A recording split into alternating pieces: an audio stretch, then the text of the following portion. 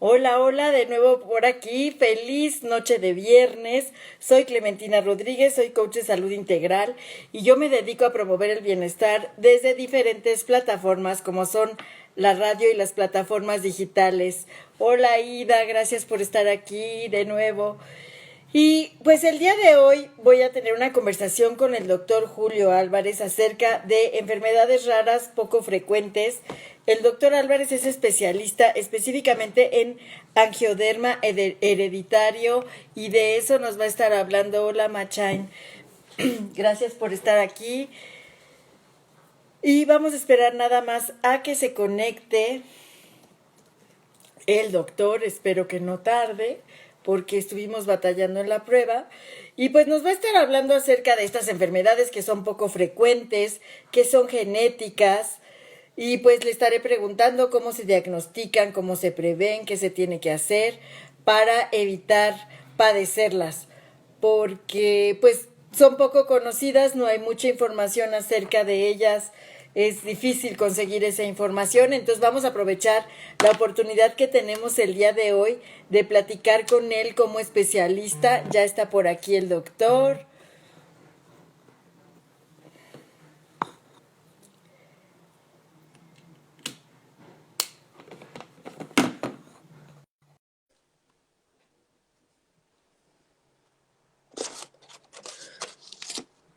Hola doctor, lista aquí. Hola, muy buenas tardes, Clementina. ¿Cómo te encuentras? Muy bien, muchas gracias.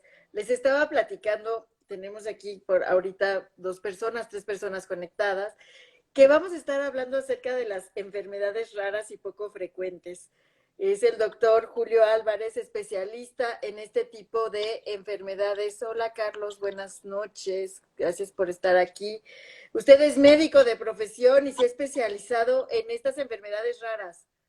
Sí, primero que todo, Clementina, quisiera poderte agradecer en nombre de Takeda la oportunidad de poder participar contigo en este programa para poder estar compartiendo con tu audiencia conceptos importantes acerca de las enfermedades raras. Como habías mencionado, soy el doctor Julio Álvarez, soy médico y especialista en inmunología. Soy gerente médico en Takeda para la franquicia de inmunología, antiedema hereditario y vacunas. Buenas noches. Muchas gracias. Gracias, doctor. Gracias por esta conversación. La verdad es muy interesante porque de estas enfermedades se encuentra poca información, justo por esta razón, que son raras.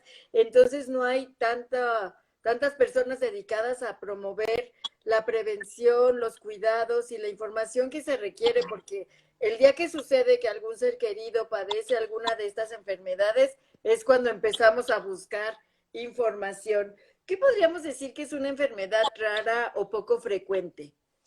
Ah, muchas gracias. La pregunta es interesante. Realmente se trata de un gran problema de información, definitivamente.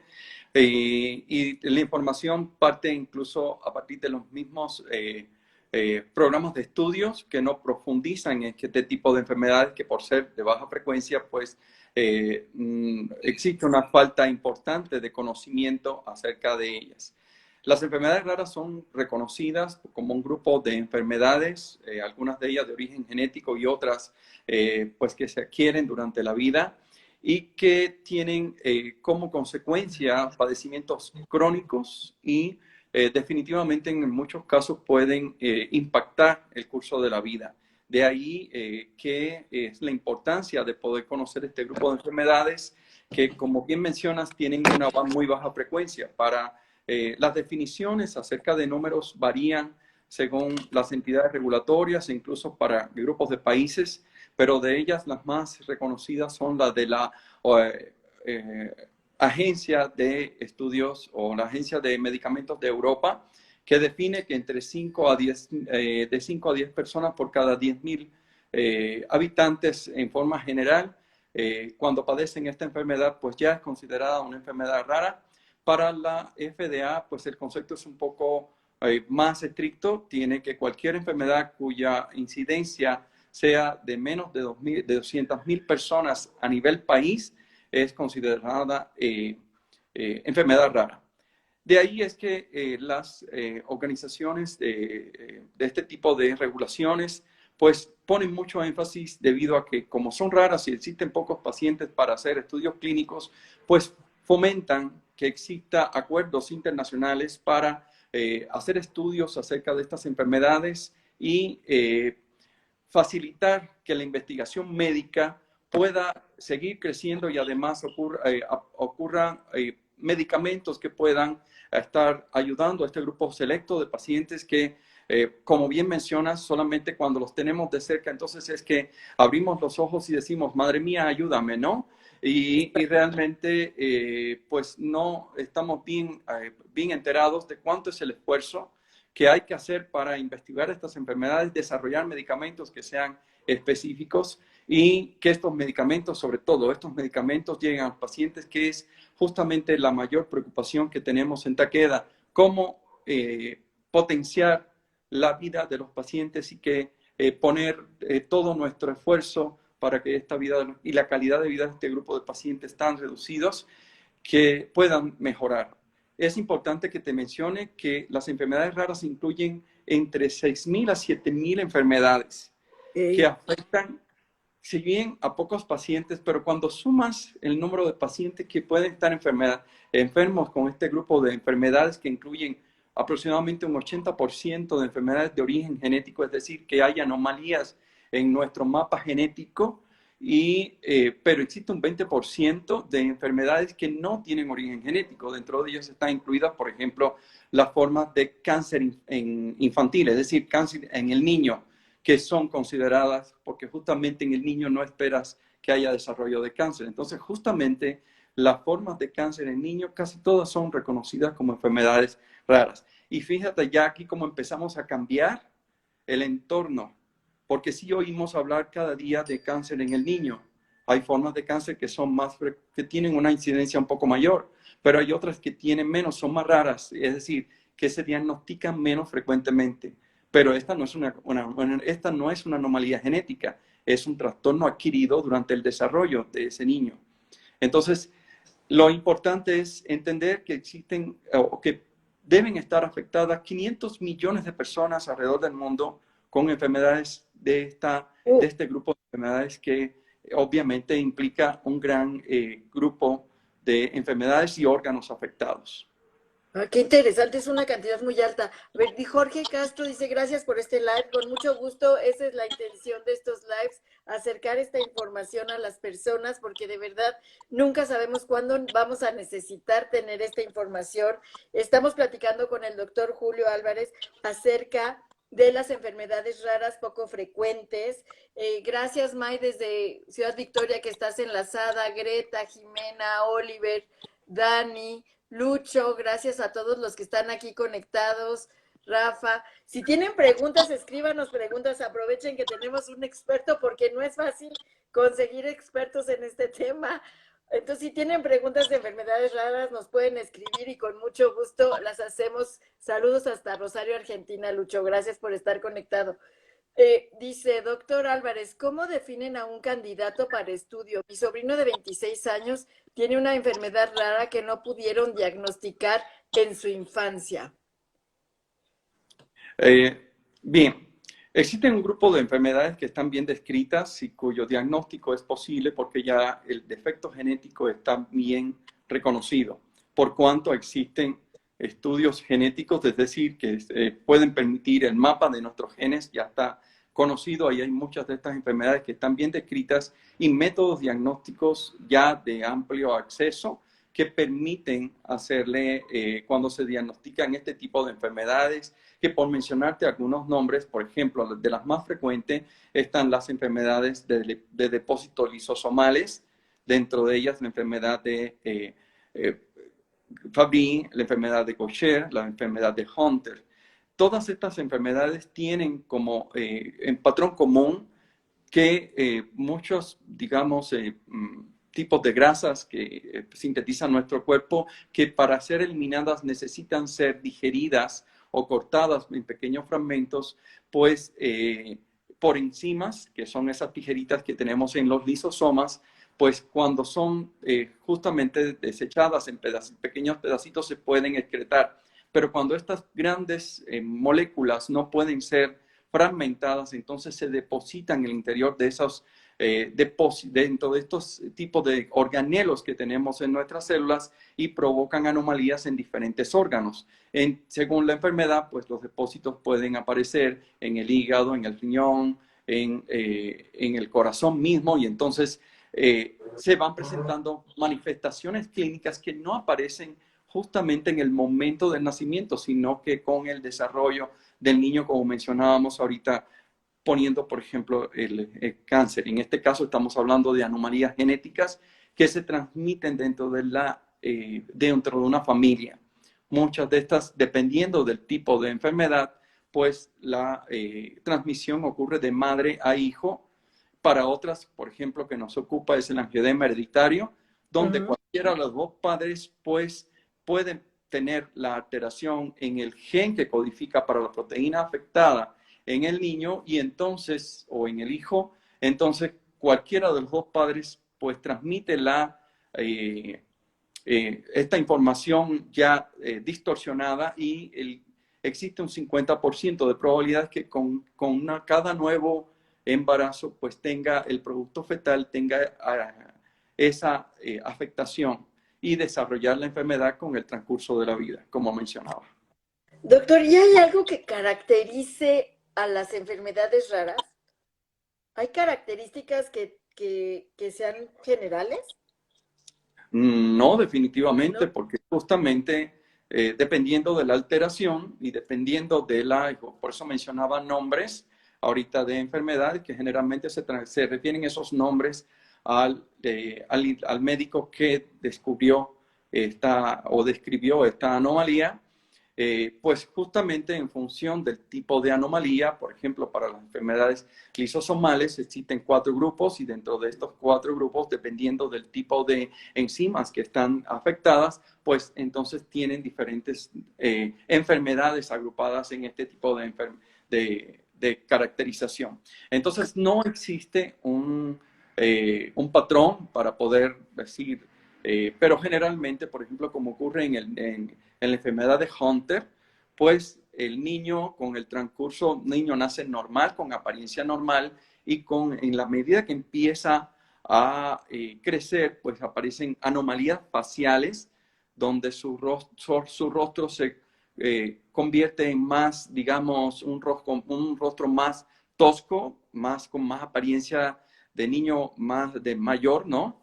Y entonces ahí es que empieza a llamar la atención de los familiares y de su misma mamá, ¿no? Que ya no es un niño tan hermoso como era cuando estaba al nacer. En otros casos existen anomalías óseas que entonces el niño no crece con la velocidad que debe. Entonces así es que se van pudiendo identificar. Entonces lo importante es que el médico generalista sepa que existen este tipo de enfermedades y pueda referenciar adecuadamente al paciente con el especialista correcto, en este caso un genetista.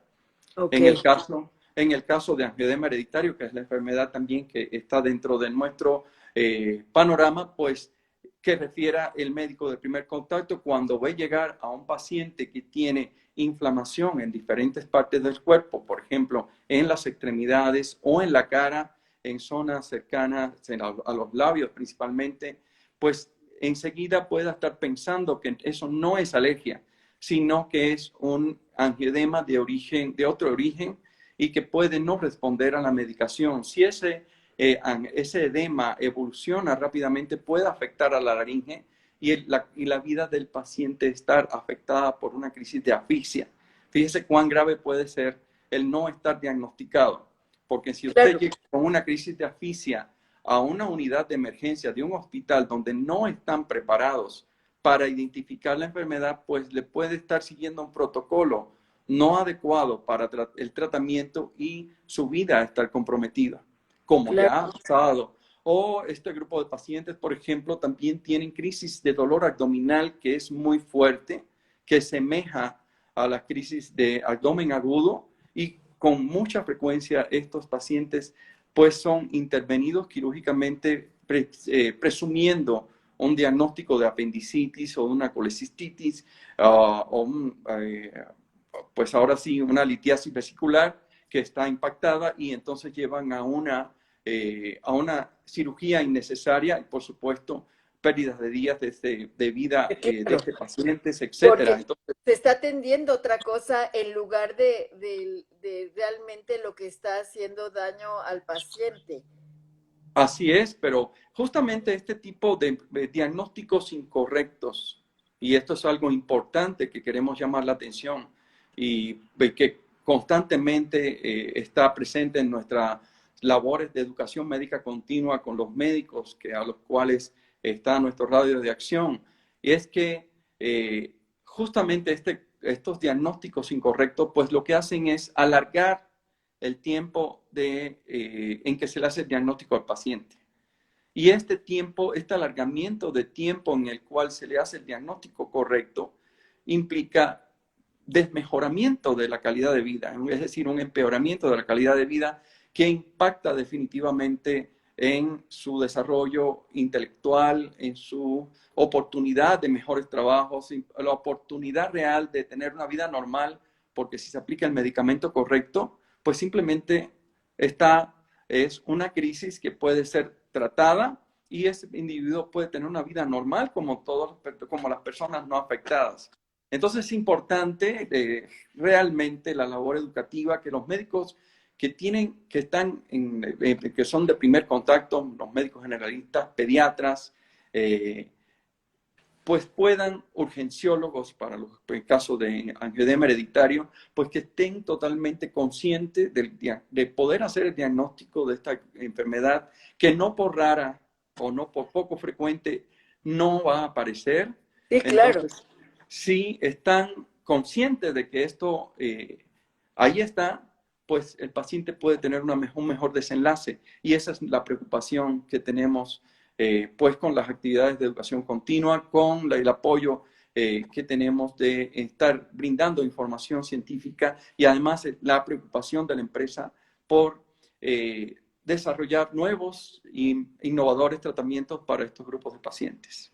Doctor, y por ejemplo, nosotros como pacientes, ¿cómo podemos contribuir con nuestro médico general porque debe ser difícil diagnosticar una enfermedad poco frecuente? ¿Qué debemos platicarle nosotros al médico para ayudarlo a llegar a este diagnóstico y que nos refiera con el especialista genetista? Es interesante lo que me comentas. Realmente, ya sabes que con el advenimiento de las tecnologías de información, pues habitualmente cuando estamos preocupados acerca de una enfermedad, lo primero que hacemos es buscar en Internet qué puede estar pasando, ¿no? Y realmente es abrir el diálogo con el médico de cabecera. Generalmente tenemos un médico de cabecera y pues expresarle nuestra preocupación y hacerle saber que tenemos una preocupación y pedir que por favor que sea referenciado con un especialista que tenga el conocimiento y además la habilidad de poder a tratarlo adecuadamente. Lo segundo es, pues justamente, también motivarlo a que el diagnóstico adecuado puede estar mejorando la calidad de vida, no solamente de su familiar, sino de otros pacientes que puedan estar llegándole y que no tienen la información a la que usted pudo tener acceso. Y justamente cuando somos abiertos, tenemos estas pláticas correctas con nuestros médicos que a fin de cuentas se convierten en parte de nuestros amigos, pues también podemos estar estimulando a que su desarrollo profesional crezca, que participen en cursos, que hay cursos en línea, hay convocatorias a este tipo de eventos y sobre todo, por ejemplo, ahora mismo con estos mismos nuevas formas de comunicación y de hacer eventos en línea, pues estamos llegando a cada vez a más médicos en nuestras actividades de formación. Entonces, es justamente también interaccionar con todos y incrementar el deseo de seguir conociendo. Gracias, doctor. Nos dice Aida Morales, el desarrollo físico de mi sobrino fue normal. Su problema fue motriz a partir de los 2 meses. No es parálisis cerebral, lo vieron neurólogos cubanos y estadounidenses. Nos gustaría tener un diagnóstico porque tiene 2 hermanas sanas que eventualmente pueden ser madres. Sí, pues en este caso, pues otra vez la referencia correcta es buscar a un genetista para que pueda estar orientándolos, porque sí hay pruebas que permitan identificar. Ya les digo, sucede que hay muchas, sobre todo enfermedades neurológicas. Hay un grupo de enfermedades neurológicas que clasifican dentro de enfermedades raras. Y Ok. justamente, y eso es importante, ¿por qué? Porque habitualmente dentro de la familia pueden aparecer otros casos que en el pasado existieran y el gen se puede estar heredando. Igualmente sus hermanas deben estudiarse para saber si son portadoras, porque si es generalmente cuando hay afectación de un varón, puede haber hermanas que tengan el gen afectado, pero como tienen dos genes X, pues no transmiten la enfermedad en el caso de algunas de las enfermedades que son ligadas al sexo. Otras enfermedades, pues también hay que entender de que hay muchas enfermedades también casi calificadas como raras, que son por exposiciones que tiene la madre durante el embarazo y tiene afectaciones en el feto. Entonces ahorita, pues obviamente no estoy en la consulta, no estoy viendo al paciente, pero la opinión sería estar buscando a un neurólogo de alguno de los institutos de salud que tenga la información adecuada, que pueda estudiar al paciente y se le puedan aplicar y que interaccione con un genetista que pueda ayudarlo a entender pues el origen de la enfermedad, la probabilidad de ser, eh, de ser transmitida. Y entonces, ¿estas enfermedades tienen que ver con nuestros genes necesariamente? ¿Tienen que ser genéticas, hereditarias o pueden adquirirse en el transcurso de la vida? El 80% de las enfermedades descritas hasta el momento de raras, el 80% tienen transmisión genética, ¿sí? Pero existe un 20% que son enfermedades que se pueden transmitir durante el desarrollo o se pueden adquirir durante el desarrollo. Como es el mismo desarrollo de estos tipos de cáncer infantil. En el caso de angioedema hereditario, existe hasta un 25% de probabilidades que durante la vida se altere el gen y a partir de que produce esa proteína y a partir de ese momento se produce una proteína anómala y ya no existe el control de la síntesis de un mediador histoquímico que provoca inflamación en sitios específicos, como poniéndote como por ejemplo la enfermedad de angioedema hereditario.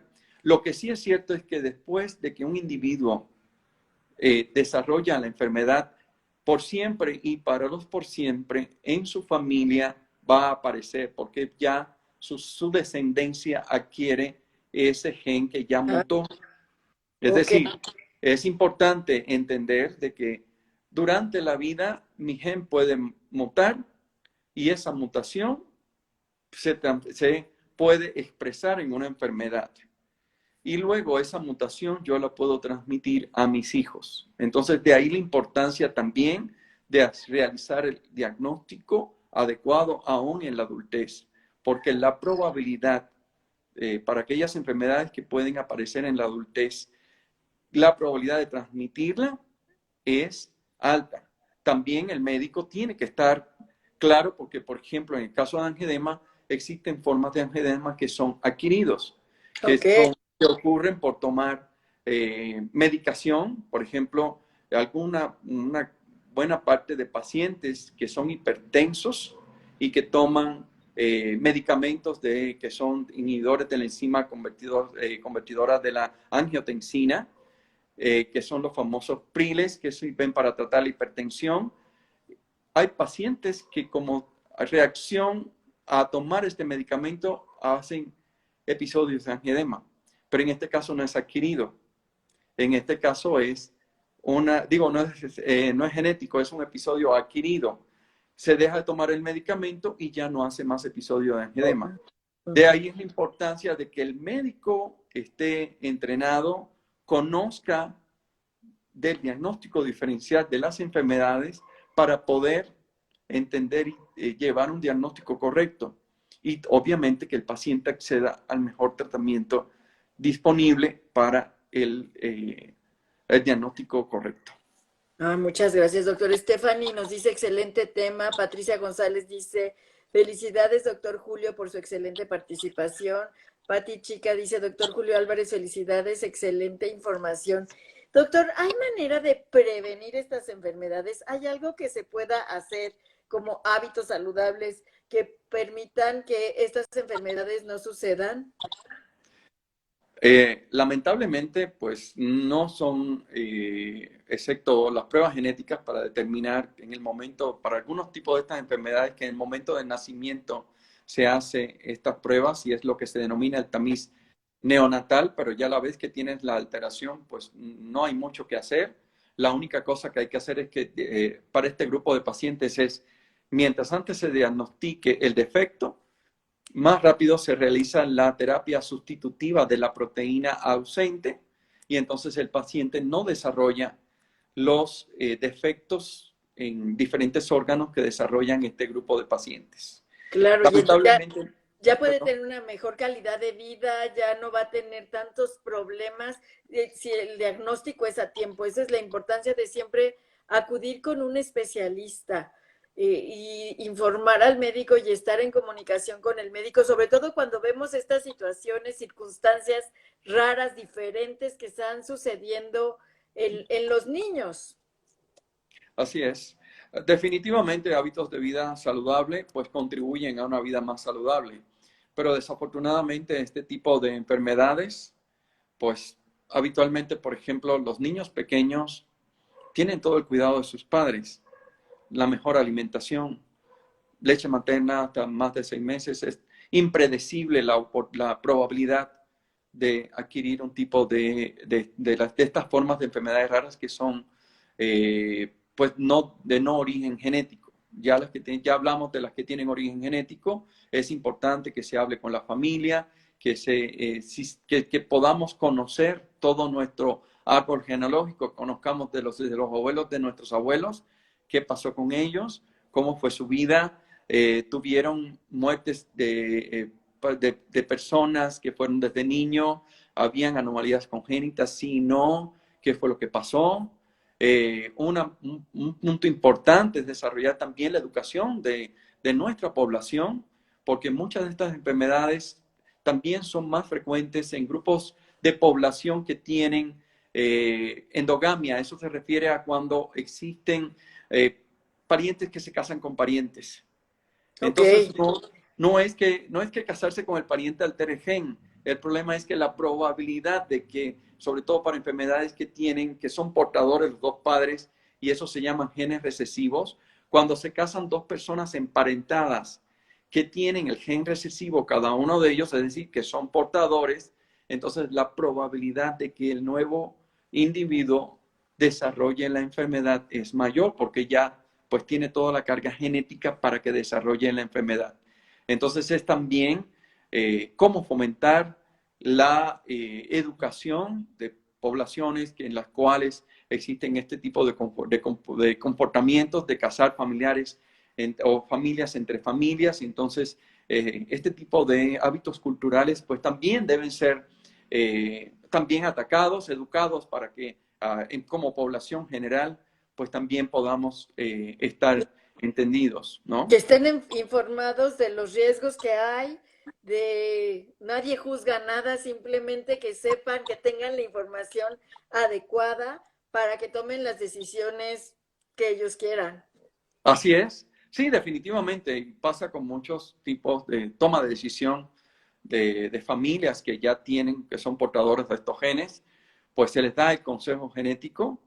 Realmente incluso se hace, al día de hoy se hace y se hacen consultas de consejo genético de genetistas con estas familias afectadas y conociendo entonces ahora sí todo la información adecuada, entonces tomen la decisión que sea más correcta y bueno, pues con los afectos tampoco se puede hacer mucho, Claro, definitivamente, pero definitivamente para igualmente cuando está uno preparado de qué puede estar pasando, pues las acciones que se pueden tomar como padres son más claras y claro, acercarse otra claro. vez con los médicos correctos y abogar por las terapias adecuadas para estas enfermedades, que Exactamente. existen para Tener la muchas. información adecuada siempre va a ser útil para poder saber qué hay en la balanza, qué decisión se tiene que tomar, a quién vas a acudir, qué especialista es el adecuado, necesitas estar informado.